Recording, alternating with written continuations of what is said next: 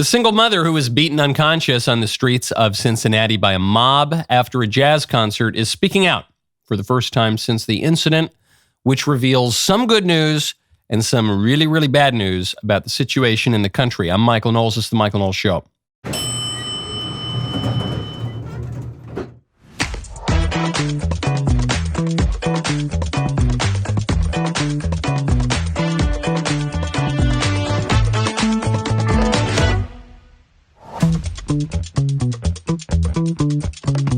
There's potentially a new Republican presidential candidate trying to run in the MAGA lane in 2028. It could upend the entire race.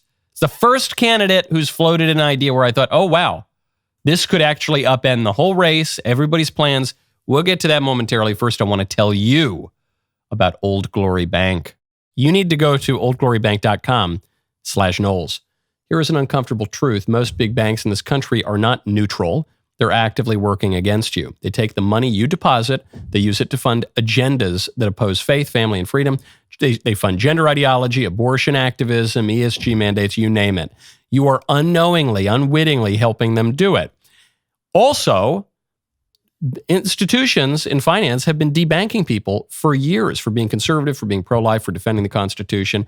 That is one of many reasons to open an account at Old Glory Bank. When I heard about Old Glory Bank, I ran on my computer and went to open an account. It's so easy. You can open an account very, very quickly. Even I'm a Luddite.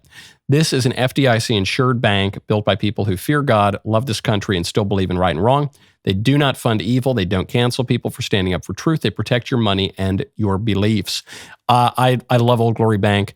One, it's a good bank, and there are plenty of banks out there that are unpleasant to use. But two, they're on our side, okay? It takes a few minutes to switch. Stop letting your money serve the wrong side. Join me.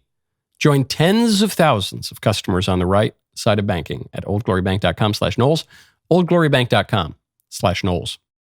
You know the story. We covered it a few days last week. Cincinnati Jazz Festival. There's a man and a woman. I don't think they were together. One's a tourist, one's a single mother. They were walking, white people. Then there was a mob of black people who just beat them mercilessly, beat the woman unconscious. She was bleeding out of her mouth. Here's what she had to say at a press conference yesterday. First and foremost, I just want to say that I don't want to relive what happened to me, 8 or 9 days ago. I'm here to talk about the future and how we can change it, how we can prevent this from happening to anybody else. These heinous crimes have to stop. I never want this to happen to anyone else, especially a mother, a daughter, somebody who is loved. So I just know what it's done to my family, not just to me. And I think that moving forward, we do need more accountability. And I definitely think that, we need more police officers, but like he said, the judges who are just letting people out with a slap. The man who attacked me and might have permanently damaged me forever should never have been on the streets, ever. And the fact that he had just gotten out of jail previously for something he should have been in there for years. Okay, so this woman went on to say, she said, I'm in excruciating pain all the time. If it wasn't so important to be here today to be the voice for presenting this for the future, I wouldn't have left my aunt's basement in a dark bed with a blanket over my head. It's been horrible. I mean, this woman could have died and thought she was going to die. It's kind of surprising she didn't die. And the guy who did it to her, well, there was a whole mob of people, but some of the people who have been arrested so far, and the guy she's referring to there, career criminals, been convicted of felonies, was just recently, just weeks before this incident, was arrested again, then let out on a very low bond, I think $400 bond or something. So this guy certainly should be locked away for life, at least. And as far as I'm concerned, I don't know, 3 strikes, you're out. If you keep committing violent crimes again and again, you prove that you are not able to live as a person in society, then we need some very serious punishments. Because this was totally preventable. This issue is not one of, racking our brains, the sociologists at Harvard. What do we do? How do we solve this intractable social problem? There's a very simple solution. If the courts, and the politicians had just enforced the law and not let these guys out on basically a $2 bond, had they not let these guys off the hook, had they not given them just a slap on the wrist for their past crimes, this wouldn't have happened. And this woman wouldn't have been knocked out cold in the street, and her kid would be doing better, and the community would be doing better. This issue in Cincinnati and the violent crime around the country, it's just like the border under Biden. Remember the border under Biden? How do we solve the border crisis? Oh, Joe Biden, look, I want to solve the border crisis. I want to stop these millions of illegal aliens coming over, but I just can't. I need new legislation. I need the Republicans. I need Trump to call up the congressman and tell him to vote for my legislation. Otherwise, my hands are tied. Then what happens? Trump gets elected. No new legislation is passed. Crossings drop to zero because he just enforces the law. There was nothing complicated about it. There was no big debate to be had in the country. There was no wrangling on Capitol Hill. It's just Biden didn't want to enforce the law, and Trump did want to enforce the law. Biden didn't want to enforce the law probably because it gives Democrats an electoral advantage if they flood the country with. And so, yeah, a bunch of girls are going to get raped, and a bunch of people are going to get murdered, and 75,000 people a year are going to be poisoned by, and you're going to let terrorists in the country, and you're going to let Satan-worshiping gangsters into the country. But, that's a price to pay for a little more political power. So he just didn't want to enforce the law. Trump did want to enforce the law, and it worked. You don't need any new laws in Cincinnati, or really any of our cities around the country. You just need people to lock up these savages, these absolute animals. Just lock them up. Just lock them up for the crimes they've already committed. And ladies like this won't be bleeding out of their mouths on the street. This gets to a distinction in politics. Ronald Reagan, famously, did not refer to his domestic political enemies. He would say, "We have no enemies, only opponents. We only have our opponents." Enemies we would refer to as the people abroad, the Soviet Union, our geopolitical adversaries. Those are our enemies, but the people we disagree with in America, they're just our opponents. Donald Trump, you'll notice, is more keen on referring to his political enemies at home. And the squishy Republicans say this is terrible and it's a degradation of our politics and it's dangerous rhetoric and whatever. No, Trump is using it for good reason. Now, Ronald Reagan used his word for good reason because there's a distinction. An opponent is someone who shares your same goal, but disagrees about the means to get there. That is generally how the word opponent is used in politics. Look, we all have the same goal. We all want a secure border. This is like the 1990s. We all want a secure border. Republicans and Democrats, we want a secure border. We just disagree about the means to get there. We all want a thriving economy. We just disagree about the means to get there. We all want national security. We just disagree about the means to get there. We all want fairness in sexes or races or whatever. We just disagree about the means to get there. That's opponents. Enemies have different goals. They have fundamentally different goals. That is what those terms mean in politics.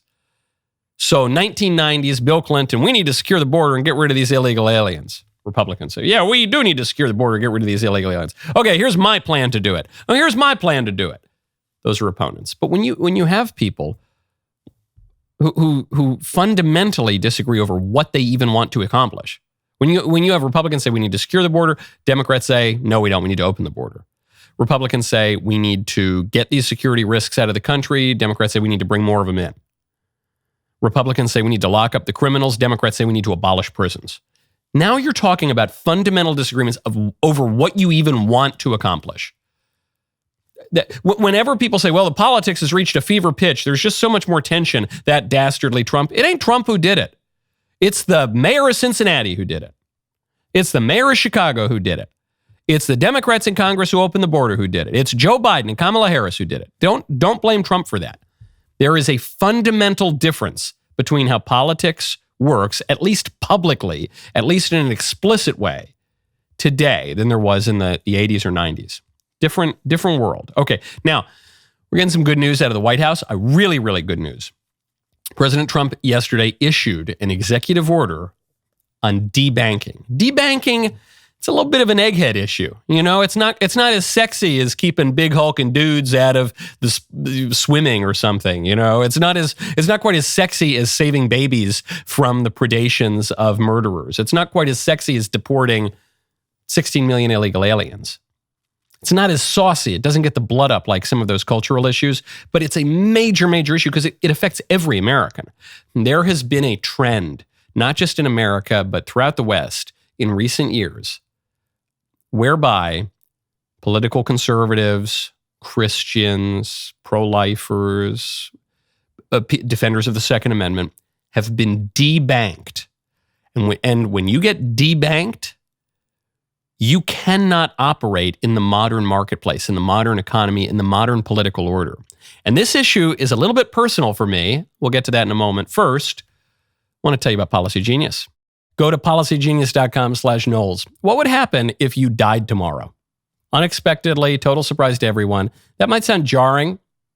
Nearly half of American adults would face financial hardship within 6 months if they lost their primary income due to a loss or tragedy of that kind. Luckily, Policy Genius makes finding life insurance simple, helping you secure real coverage so your loved ones have the financial safety net that they need when it matters most. With Policy Genius, you can find life insurance policies starting at just $276 per year for $1 million in coverage. It's an easy way to protect the people you love and feel good about the future. Policy Genius is the country's leading online insurance marketplace, helps you compare quotes from America's top insurers in just a few clicks to find your lowest price. Their team of licensed agents walks you through the entire process step by step, handling paperwork and advocating for you while clearly laying out all your options, coverage amounts, prices, and terms with no guesswork. With thousands of 5-star reviews on Google and Trustpilot, Policy Genius has earned customers' trust by helping them find the best policy fit for their needs. Secure your family's future with Policy Genius. Head to policygenius.com/Knowles. Compare free life insurance quotes from top companies. See how much you could save. Policygenius.com/Knowles. Trump issues his debanking executive order. What does this do? This orders federal banking regulators to remove the reputational risk language from their guidance to lending institutions. Reputational risk is a broad concept that allows lenders to debank people. And it says, well, look, this person, he manufactures firearms. And even though that's protected by the Second Amendment and gun ownership is protected by the Second Amendment, I don't know, that might compromise our reputation here at such and such bank. So we're going to debank the makers of AR-15s, let's say. Hey, President Trump is unpopular after January 6th because of a bunch of lies that were told about him. So we're going to debank the President of the United States. Reputational risk. All sorts of people get debanked. And often they don't even know what's happening, and they cannot find out what's happening. This is what happened to me. I was debanked for 6 months by a major payment processor, and I couldn't get any information on it. I talked to the payment processor, I talked to the client, the vendor, I talked to this, couldn't get any information whatsoever. Happily, I have a big platform, thanks to all of you. So I have a big platform. I made this public. And what do you know? 2 seconds later, my issue was resolved. And in fairness to the payment processor, it turned out to have been started by an erroneous government filing. So the problem initially was not with the payment processor. Before that, it was with the government. Now, there were lots of strange questions, timeline questions on this, why the government only contacted one payment processor, not other financial institutions. It was pretty weird. I'm still kind of looking into it. But the issue there was the payment processor said, we're not allowed to talk directly to you. You have to talk to the vendor. The vendor says, no, we're not going to deal with this. You got to talk to the payment processor. The government is not particularly accountable. And so millions of Americans, potentially hundreds of millions of Americans, could be iced out of the financial sector and never even find out why. And not only have no recourse, not even be able to figure out what their recourse could be. And so this debanking EO, this is really, really great. It's retroactive in the sense that it says individuals, their businesses, and their families have been subjected to debanking on the basis of their political affiliations, religious beliefs, or lawful business activities. And banks have 120 days, payment processors have 120 days to figure that out, let them know, try to fix the problem. But I think we need to go a little further. And we need right-to-know legislation. Right-to-know legislation and regulation so that at the very least, people who are in my position, who don't have millions of followers on social media and a big platform and a big show, who are basically just screaming into the void when it comes to these major institutions so that they can know what the next steps are to get their rights back and to get back into the political order. Because this is one of the cleverest and most devastating ways that the liberal political order can ice out people that it doesn't like. Now, speaking of liberal companies surrendering, there are a lot of banks right now are sucking up to Donald Trump because they are afraid that the chickens are coming home to roost. It's not just the banks. Disney, this one is really sweet. This one is personal. Disney has just settled a lawsuit with Gina Carano. You know Gina Carano, my former colleague, Gina Carano, who was canceled by Disney for posting during COVID about how people were being oppressed, comparing the tyrannical government actions of during COVID to tyrannical government actions in Nazi Germany. And for this, she was bizarrely maligned as anti-Semitic or something. It was very strange because, of course, she was making the opposite point, but it was just an excuse to cancel her for contradicting the exalted Dr. Fauci and the rest of them. Gina Carano was fired from The Mandalorian, the Star Wars franchise, and from Disney. DailyWire uncanceled Gina Carano, and she came here. We did a movie together, and she did a bunch of our shows, and she's great. She just won her lawsuit. This is what Disney had to say. The Walt Disney Company and Lucasfilm are pleased to announce that we've reached an agreement with Gina Carano to resolve the issues in her pending lawsuit against the companies. Ms. Carano was always well respected by her directors, co-stars, and staff, and she worked hard to perfect her craft while treating her colleagues with kindness and respect.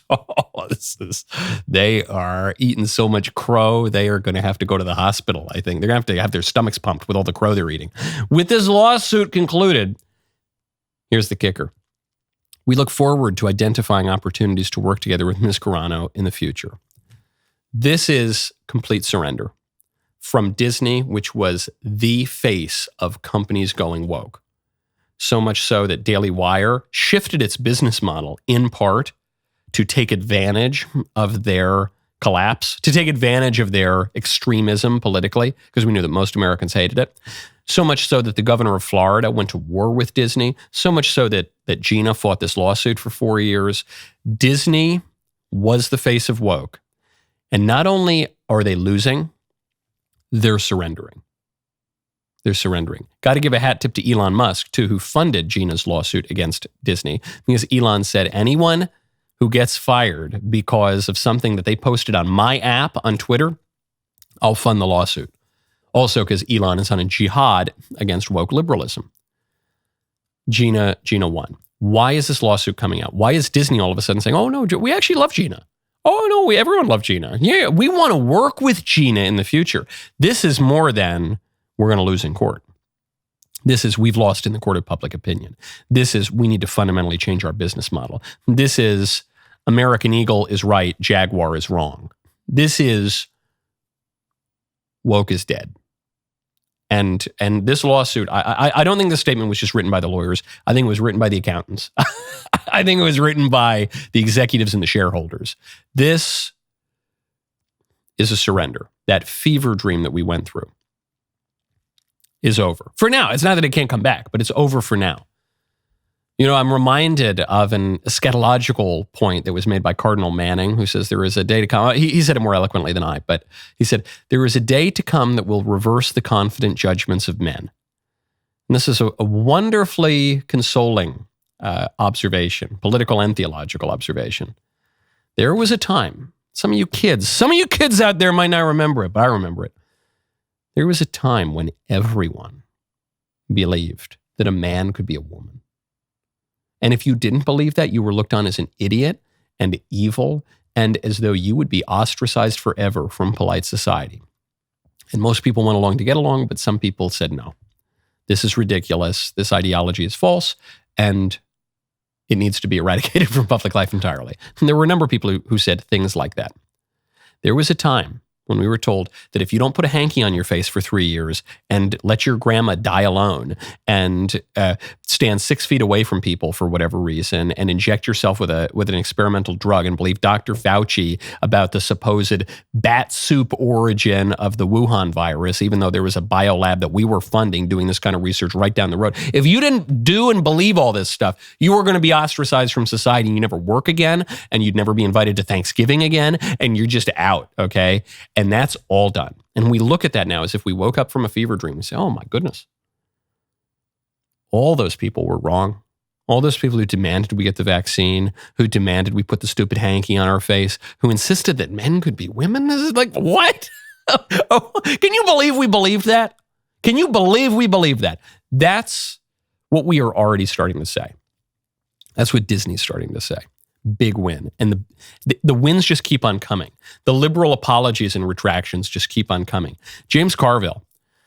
You know James Carville? Yeah, James Carville, the Democrat. He's a Democrat political scientist, talking about raging Cajun, really hard to understand, but a big round character. Bang, he won an election for Bill Clinton one time, been riding the coattails of that for 30 years. He's that guy. You know, you've probably seen him on cable news or whatever. James Carville went a little bit too far. James Carville posted a video to his show page, I guess, made some statements that he has since retracted and apologized. Some of them are still up on the internet, though, on other channels. Here's the claim Carville made that got him into trouble. We have to consider this possibility, okay? I said possibility, but it's a real possibility, is that Melania was introduced to Donald by Jeffrey Epstein. Maybe that's why we have this fierce resistance to find out what's going on. Now, I'm a very serious political consultant, political scientist. I think we need to consider the possibility that the moon is made of green cheese. People say the moon is made of rock. But I think we need to consider the possibility that the moon is made of green cheese. We have to consider it. Do we have to consider it? Why? There's no evidence for it. Well, that never stopped me before. It never stopped my political party before. We don't have to consider. Hey, James, what's your evidence that Melania Trump is a prostitute trafficked by Jeffrey Epstein? That's a claim. That's a very sophisticated way of saying, I think the first lady the whore. That's what he's saying. That's what he's saying. Very offensive. Not just to the Trumps, but to the United States. And he's saying this without any evidence whatsoever. And he's trying to insinuate that Trump is deeply involved in the Epstein underworld. So it's just based on nothing. And the Trumps pushed on it. Melania pushed on it. Carville got a letter. And Carville immediately apologized. And Carville immediately took the videos down. Because Carville knows that he would lose that defamation suit. Hard to sue for defamation, especially if you're a public figure. He will lose. So he says, we took a look at what they complained about. I just mostly like doing the James Carville Cajun accent. We took down the video and edited out the comments from the episode. I also take back these statements and apologize. Yeah, you better. You better. I get a kick out of James Carville. I think he's a funny political character. But yeah, you better. That's a little bit too far. We're not going to put up with that. Hey, Manx, you know how you were canceling people for their political views, their religious views, for defending their constitutional rights? Yeah, you're going to want to apologize. You're going to want to make good on that real quick because we're going to punish you. That's what's going to happen. So you better watch out for that. Yeah, Disney? Oh, yeah. Well, we all love Gina Carano. We can't wait to work together. We want to do a new movie with it. Yeah, you better. I'd get that pre-production rolling real fast because forgiveness is great. It's a wonderful thing to do. We all should do it. But we don't forget. And prudence is a political virtue, and we're not letting people get away with this stuff. This doesn't even end, as far as I'm concerned, with the Trump term. There's more to come. We'll get to what that means, what comes after Trump, because there's a new figure who could be in the presidential race, upend the whole thing. You want culture that fights back. You want daily shows that are uncensored, unapologetic, grounded in facts. You want entertainment that entertains without the pronouns, the lectures, and the ideological landmines. It's all here. Take a look at what's happening this month on DailyWire Plus. I don't care what you did in your career the last 5 years. What are you going to do tonight? Yeah, that's a very good question. Are you ready? I'm ready. Let's do it. The moment you've waited for is here. Coming up on The Pope and the Fuhrer. Here we are with yet another week of Ben After Dark. My podcast has a brand new home, the DailyWire. This is where you make a decision of conscience. I'm somebody that never gave up.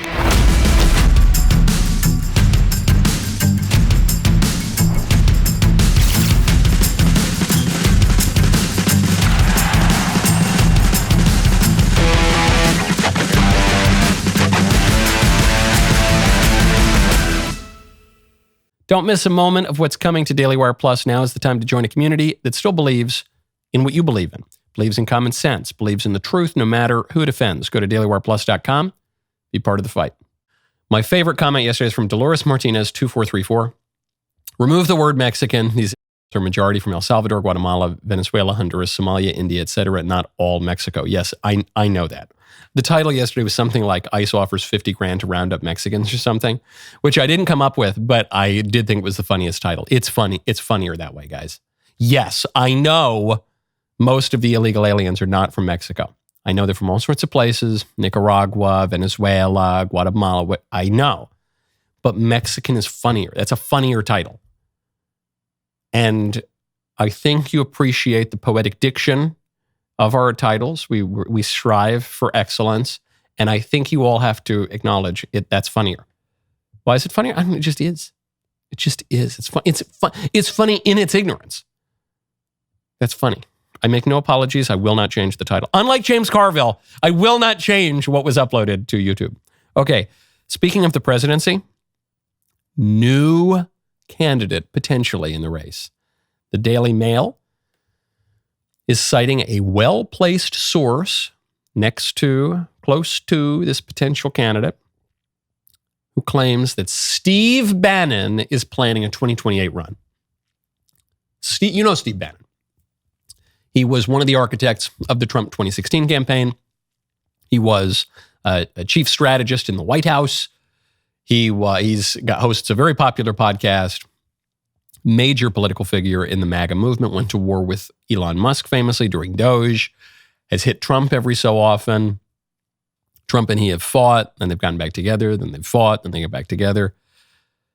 Steve Bannon might want the job himself. I did not see this coming. Steve is kind of quelling the rumors, but kind of not quelling the rumors. He was asked about this. His response is apparently 2 words. His response was Trump 2028. And some people are saying he's denying that he wants to run because he said Trump 2028. That's not a denial. That's a confirmation that he wants to run. A denial that he wants to run would be Vance 2028. Rubio 2028. I don't know. Kennedy 2028. Trump 2028 means I'm not endorsing Vance. I'm not endorsing Rubio. I'm not endorsing any of the players who clearly want to run because I want to run. This is an interesting candidacy. I'm not saying that I'd bet the farm that Steve Bannon is going to be president. I don't think he is a likely nominee. Put that on the table to begin with. But Steve Bannon, more than any other candidate right now, could blow up this race. Because right now, the heir apparent is J.D. Vance. J.D. Vance, very, very competent vice president, very skilled politician, extremely intelligent, finger on the pulse of the base, online enough to be relevant, not so online that he misses the majority of the normie part of the country. He's in a very good position. He's a very talented guy. Rubio would be the next guy, Secretary of State. Rubio, we'll get to this in a moment. Rubio seems to signal Vance is too strong. I'm not going up against Vance. So Vance is the heir apparent with Rubio waiting in the wings. Then there are going to be other people from Capitol Hill. There are going to be people, other governors. There are going to be other private citizens who kind of mix things up. None of them fundamentally alter the dynamic. The only person who alters the dynamic here is someone who can make a credible claim to represent MAGA. And that person to my mind, is Steve Bannon. Right? I don't know, maybe Elon could make a run or something. Oh, no, he can't. I'm sorry, he's an African-American. Not because I'm not saying African-Americans can't run for president. I'm saying he was born in Africa. You understand? So he can't do it. So Steve Bannon, he's the guy. And he could say, no, all these other guys are fakers. I'm the real MAGA. I'm the OG MAGA. I'm Trump's third term. That's what he's saying here. Are you going to run? No, no. I want the third Trump term. Implicitly, he's saying, and he's not going to give it to you, and he's not going to give it to you, and he's not going to give it to you. I'm going to give it to you. Now, what does Trump think about all this? But before the rumors that Steve Bannon was running, Trump was asked who he thought the heir apparent would be. He has thus far tried to brush this question off. Oh, I'm not going to say yet. This guy's good, this guy's good, this guy's good. He gets a little bit more specific here. Morning that you probably won't be running for a third term. This weekend, Secretary of State Rubio said that he thought J.D. Vance would be a great nominee. You could clear the entire Republican field right now. Do you agree that the heir apparent to MAGA is J.D. Vance? Well, I think most likely, in all fairness, he's the vice president. I think Marco is also somebody that maybe would get together with J.D. in some form. I also think we have incredible people, some of the people on the stage right here.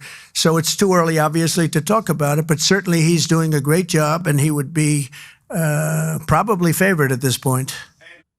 So this is not, as it's reported, Trump's full-throated endorsement of Vance 2028. That's not what this is. He was asked a question by Peter Doocy. He had to give an answer. He was a little stronger than he's been previously. Previously, he said, is JD the heir apparent? He goes, no, not necessarily. Maybe, but not necessarily. Here he says, look, right now, the favorite has got to be JD. Now, why is he willing to say that? Because Rubio kind of endorsed JD. Rubio said, I think JD would be a great nominee. So Trump's objective here is not to set the race in stone already 6 months into his term. In fact, I'm sure emphatically does not want to do that. Trump's objective here is to keep all of his guys incentivized to keep working hard. If he comes out and he says, hey, it's JD, but before Rubio's comments, if he just comes out and goes, it's JD, all these other guys are going home. Why is Marco Rubio going to be doing 5 different jobs for the administration? What incentive does he have to keep working? He might be better served to quit as Secretary of State, go run for governor of Florida or something. What incentive does Pete Hegseth have to keep working hard? If Pete I don't know that Pete wants to run for president, but he could as Secretary of Defense. What incentive does Tulsi Gabbard have? Bobby Kennedy have? What do these two people have already run for president, albeit in a different political party? He wants to keep them all incentivized to keep doing a good job. So that's his objective. But the field is already starting to coalesce. Why? Because this political moment for the Republican Party, more so than during the age of George W. Bush, more so than during the age of George H.W. Bush, about as much as it was during the age of Reagan, this moment is all about Trump. So really, we say Steve Bannon could totally upend the race. He could, if Trump lets him. And JD could be the nominee if Trump wants him. And Rubio could be the nominee, probably if Trump wants him. I think it's down to Trump. Since 2016, people have been saying it's not about Trump. It's about this idea or that idea. The movement's not about, it is. And all these other guys who say, I'm MAGA. No, I'm the essence of MAGA. No, I'm the heart of MAGA. Is Trump. Trump's the guy who did it. Trump's the guy who survived all of the political assassination attempts, the literal assassination attempts, got part of his ear blown off, and won the popular vote as a Republican for the first time in 20 years. It's going to come down to him. That's why people keep asking him, who's the successor going to be? And so right now, no question about it, it's looking like Vance Rubio. Okay, there's a story I really want to get to. I know my take is going to be super unpopular, but I don't care. I'm telling you the truth, man. You don't come to me to be flattered. You come to me for the respect and dignity that I offer you, or the respect I have rather for your dignity, the respect that I offer you, to tell you the truth. Alan Dershowitz was just up at Martha's Vineyard. He's had a lot of problems at Martha's Vineyard recently because he represented Trump. He was Trump's impeachment lawyer. Even though he's a lifelong liberal and kind of a libertarian, civil libertarian type, but he's a liberal. He got all of his liberal friends at Martha's Vineyard. They stopped talking to him. Larry David would shout at him in grocery stores because he was associating with Trump, because Mike Pompeo is one of his former students, because he says nice things about Ted Cruz. So Alan shows up to a farmer's market, goes up to a pierogi stand. This video is taken. We're entering in media res here, but apparently the proprietors from the super liberal enclave of this super liberal vacation spot refused to sell Alan pierogies, apparently because he's a Zionist. There are 2 pierogi stands, one for anti-Zionists and one for people who will sell to everybody. So I'd ask you to please just sell me any one of your products to show that you're prepared to sell to anybody and not allow your anti-Zionism to decide which people will sell. You'll sell to. Ethan, this man is calling me an anti-Zionist. This man is a saint. I also offer you this book, which thank you. When I assigned it to you to Krem, please learn the truth. Thank you so much, Alan. Thank you so much. I'm very surprised that you're here because of the things that you've been saying about us and the business. No, just you. Yeah. Online. So this is not the first interaction. Apparently, Alan showed up here before, said, okay, I want to buy some pierogies. I love a good pierogi. For those of you who don't know, it's a Polish dumpling. It's very delicious. And I said, wait, the Poles are liberal now? I thought the Poles were conservative. The Poles have saved Western civilization before. Jan Sobieski. What is... Well, apparently this person who runs the shop, Miskovich, uses they, them pronouns. Okay, and is a huge lib, apparently. So, okay, Alan shows up there, and you're trying to figure out, okay, what don't they like about Alan Dershowitz? He represented Trump, could be the usual thing. Is it? No, it sounds like from this that it's because he's a Zionist. He is very emphatically, he's quite pro-Israel. And Alan concluded this from some of the comments these people have made on social media. According to Alan Dershowitz, not only about support for the state of Israel, but about Jewish cultural institutions generally. Okay, whatever. I don't know anything about that. What I do know is that Alan Dershowitz is completely in the right here. I don't care if you don't like Alan Dershowitz. I do like Alan Dershowitz, but I don't agree with him on a lot of things. He's a liberal. I'm a conservative. He's an ardent Zionist. I don't believe in the religious or historical premises of Zionism. I do like that he defended Donald Trump in the impeachment. That was good. He's a very intelligent man, and he's a Harvard law professor. I don't like Harvard, really. So look, there are a lot of reasons that people might not like Alan Dershowitz. But this guy is completely in the right here. Some people are going to make a comparison. They're going to say, well, Michael, if Jack Phillips from Masterpiece Cake Shop doesn't have to bake the cake for the transgender transition ceremony or for the gay wedding, why do the pierogi people have to sell pierogies to Alan Dershowitz? Whether it's because they hate Trump or whether it's because they hate Israel or whatever, they should have every right to refuse him. That isn't true. In fact, the conclusion from the whole Masterpiece Cake Shop saga was that if a couple of guys who were light in the loafers walked into the cake shop and just wanted to buy a regular, ordinary cake, Jack Phillips would have to sell it to them. He never refused to sell it to them. The issue is they ordered a custom cake. They wanted him to use his artistic abilities to create a custom work to participate in something that he deemed immoral.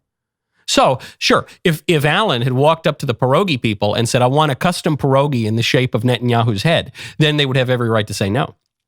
They don't have the right to refuse him service just because he's conservative, he's not even conservative, or pro-Israel, or a Jew, or a Harvard professor. They don't have the right to do that. Now, some are going to say, what are you talking about? We have free association in America. No, we don't. No, we don't. We haven't since the 1960s. You might say it would be better if we had greater freedom of association in America. Yeah, maybe. We just don't. We just don't. So what happens inevitably is the liberals enforce the law in the toughest way possible against their opponents, and then they completely shirk the law and evade the law when it's convenient to them. And when I look at this is a they-them refusing the president's lawyer and a strong defender sometimes of conservative things, refusing him on illegal grounds. And I think Alan should sue them for all they're worth and take all their pierogies, 100%. Last point on this, people will say, well, he was Epstein's lawyer. He's the most famous criminal defense attorney in the United States. Yes, he also defended a fella who broke the record for being the first. He didn't break the record. He set the record for being the first NFL player to rush 2,000 yards in a single season. Remember that guy? That's what he'll always be known for, as Norm Macdonald pointed out. He's a famous criminal defense lawyer. Sometimes he defends innocent people like Trump, sometimes rather guilty people like O.J. Simpson or Jeffrey Epstein. Take them for every pierogi they're worth. I love pierogies. Okay. It's my favorite time of the week. The Mailbag, sponsored by Pure Talk. Go to puretalk.com/Knowles, KNWLES to get your free phone today. Take it away. Hey there, Mr. Knowles. I got a question. So do you have any advice or encouragement for someone who feels purposeless right now? They read the Bible, they pray, they still feel purposeless. They just go from day to day, not really doing much with their lives, just having that purposelessness. And they tried hanging out with friends. The friends don't really want to hang out with them. They don't have any hobbies. They don't have any skills. Do you have any advice for someone like that? Not saying it's me. Asking for a friend, of course. But, do you have any advice for someone like that? Thank you so much for listening and your amazing show, and can't wait till you're back. Not that you have to or anything. It's very kind. Sorry to hear about your friend's predicament, because it's very tough. Very tough to be lonely, and it's very tough to feel as though you're not going anywhere and you're not succeeding. Those things are difficult individually, and when they all compound, as they sometimes do, it can be very, very difficult. So I'm sorry to hear that. But yes, there is a way out of that. You say you're praying, you're reading your Bible. That's all very good. You got to do stuff. You got to do stuff is what you have to do, because we're physical creatures as well as spiritual creatures. So you're not going to find your purpose by just thinking really hard. That's not, in modernity, that's what we think happens. I'm just going to think really hard, and I'm going to dig into myself so deeply that I'm going to find my true self. That's not how we work. We're incarnate creatures. So you cultivate your identity by doing in the real world in time and space. So what I would suggest, you say you have no skills. You have no job, you have no skills, go get a job. Go get any job. Go get any job. If you can't get a job, volunteer. Go volunteer for something. Probably better to get a job. Also good to volunteer. Maybe best to do both. And just start seeing what's going on. Worst case scenario, you still don't figure out what you like and want to do, but you've at least made some money. You've at least been productive. You can at least, go take your family out to dinner or something like that. You will meet people that way. You will gain friendships that way. And maybe friendships that are deeper than the friendships you have right now. Because the friendships that you say are kind of weak, your friends don't want to hang out with you, maybe those are friendships of convenience. You happen to grow up in the same place. You happen to go to the same school or something. But those deeper friendships of either friendships of utility, which is still a little weak, or friendships of the good, friendships of virtue, they're going to develop from things that you're interested in, because two friends are like two people standing side by side, looking at the same thing, pursuing the same thing. That's what you got to do. You got to, and anyone can do that. You can almost certainly get some job. I saw some report yesterday, 11% of Zoomers are NEETs. 11%, more than 1 in 10. NEETs meaning not in education, not employed, not training at anything, not doing anything. So you're far from alone in your loneliness and feeling of purposelessness, but just do something. The line that Andrew Clavin used to me once, he was giving me career advice. He said, well, God can't drive a parked car. Your car's got to be moving, man. So that's what I would do. Don't despair. Just do. You say you don't have any hobbies? Go bird watching. You say you don't have any hobbies? Order some cheap canvases and paint acrylic paintings. That's what I did during COVID. Still terrible at it. It was a great joy. Go order a ukulele. You don't have any hobby? You know how you're going to get a hobby? By doing stuff. Next question. Good morning, Big Mike. You seem to be quite excited about the new ICE job offers on your show on Thursday, August 7th. You and I are in a similar state in life. I have 2 kids under 2 and just getting started, a beautiful wife, traditional Catholic, a good paying job, although you are several years older than I am, and I am a bit more physically conditioned, no offense. I have always had a love for this country and really wanted to serve the country in some way.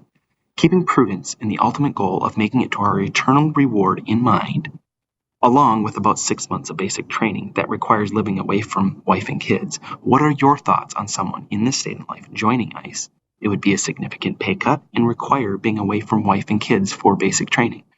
Or is there something else you would suggest to fill this patriotic desire? Just curious. Thanks. God bless. Well, yeah, I don't know that you need to take a big pay cut and leave your family in order to join ICE. The ICE offer is very attractive. I mean, the ICE offer it's offering an average salary of like $90,000 a year, plus a $50,000 signing bonus, plus maybe some performance-based bonuses, plus some student loan forgiveness. So there are a lot of people for whom the ICE offer is even just on the financial level, very, very attractive. And it's obviously good to serve your country, especially on an important issue like this. But it's not for everybody. And it seems like to me, you're asking me the question because you're not all that drawn to it. You say, it'd be pretty rough, bad pay cut. Is there something? Look, there are plenty of things you can do in public service, but I would say it's got to be tied to your desire. The first thing that a political consultant will tell you if you're thinking about running for office is, are you 100% committed and is your family 100% committed? If not, don't do it. Because it requires a lot of sacrifice.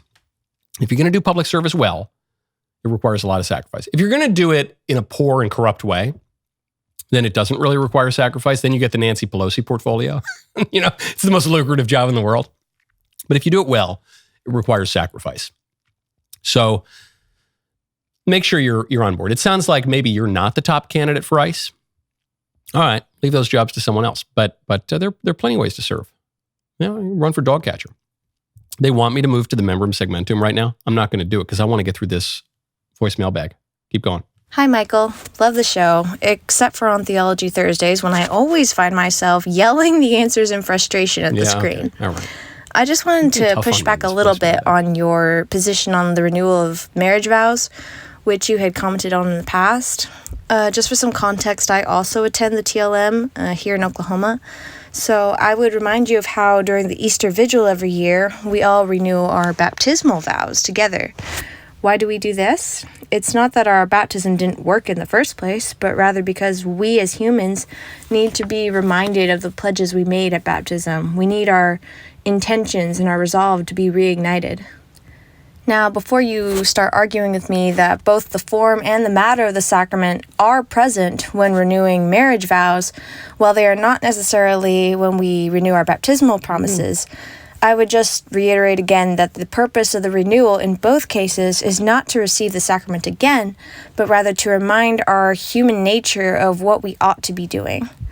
Love to hear your thoughts. Thanks and God bless. Okay, that was a very, very thoughtful question to make a good case for a side of the argument that is not the most persuasive. But that was a very, very thoughtful way to put it. My issue with the vow renewals is more practical than that. You raise a great point at a deeper level, which is that when you're reiterating your baptismal vows, it's not as though the form and the matter are both present from the original sacrament, from the efficacious and single sacrament, but it's just a kind of, you're saying the same thing again. And whereas with the vow renewal in marriage, it's a little different. My issue with it is more practical. Practically speaking, when I hear someone is going to have a renewal of vows, I say, oh, that's the first step to their divorce. Okay. Just practically speaking, I've seen it happen. So it says, the wife and I, we went through a tough patch, but we renewed our vows. 5 seconds later, that couple's divorced. Not every time, but a lot. Because, yes, it is good to reiterate your marriage vows. You should reiterate it when you're sitting on the couch at night on a Tuesday. You should. I think about this. I don't want to get too mushy or whatever. I look over at Elisa. I say, well, I won't tell you everything I say to her, but I look and say, girl, man, I really, yeah. Things worked out for me, huh? Yeah, this is all right. I'm not like really sappy or whatever about it, but I think, man, I got a good wife. I got a good wife. And so you should do that. And you can, if you want to have a more formal, structured way of doing that, go on a religious retreat or something. Go on maybe a silent retreat. That's nice, especially if you have young kids. But do that. But I wouldn't kind of recreate a wedding. I don't think it works out. And that's not, we don't recreate our the image and the aesthetics of our baptism, when we reiterate those vows either. Okay, final question. Hello, Michael. My question concerns the ethical implications and justification of organ transplantation, as it has been something you've been talking about on the show quite frequently as of late. I am currently 19, but at 16 I received a heart transplant due to prior health issues. Since then, I've obviously grown much in wisdom, intellect, and virtue, and now I firmly echo your concerns. And I believe that removing the care from someone else's life, cutting them open, and essentially killing them, obviously can never be morally or ethically justified. As have been being a devout Catholic for over 2 years now after being largely estranged, this is something I really struggle to reconcile with my faith, and how to justify not justifying it. When I address these concerns with my family, who is still largely secularized, they consistently urge me to justify the moral flaws in this practice, pushing me to focus on the donor's good intentions, often growing upset or irritated when I bring it up. Please let me know what I should do. These issues are weighing on me heavily, and your wisdom and input are greatly appreciated. I think you got to give the heart back. No, I'm joking. I don't mean to make a joke about this. I guess I do mean to, but I don't mean to be light about it. But I don't know why this should be weighing on you. You don't need to feel guilty that you got the heart. You didn't really have much to do with it. And we have you don't know if the heart was harvested necessarily in an immoral way. The issue with organ donation is precisely that, is the uncertainty. Because sometimes, not necessarily all the time, but sometimes, because of our definition of brain death and apparently evolving notions of death, sometimes the organs are harvested from living people, and it is in fact the harvesting of the organs that kills the person. So that's the issue. You don't know any of the details of that. You're the recipient of this heart. You don't need to feel bad for that. If it's really bothering you, bring it up in confession. I wouldn't worry about that at all. I'll go further. Even if you were to find out that the heart was harvested in an immoral way, you could say, well, I'm grateful that I'm alive. I'm grateful for the good that I am alive, but I would not justify a practice that is immoral, or that is even potentially immoral. Just like you could say, if you were the product of, if you were conceived in, you could say, well, I'm grateful for the good that I'm alive, but I'm not justifying. People have this issue, especially you see this with IVF, where they begin to realize, oh, yikes, there are some serious bioethical problems with IVF. It, practically speaking, skyrockets the abortion rate. It generally comes to killing a dozen children or something and freezing them indefinitely, and has many other implications. And they say, but, I wouldn't have my little nephew if not for IVF. So I have to defend it. You don't have to.